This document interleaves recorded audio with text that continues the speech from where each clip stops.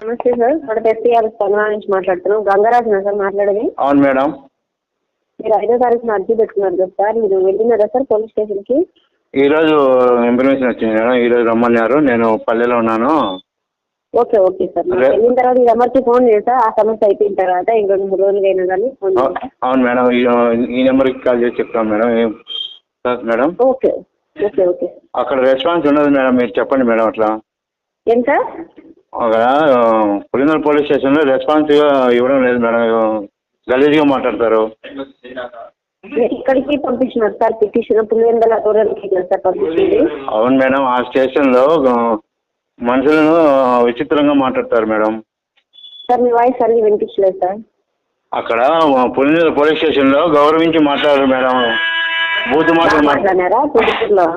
బూతు మాటలు మాట్లాడతారు మేడం. ఎక్కడ? పులిందల పోలీస్ స్టేషన్లో.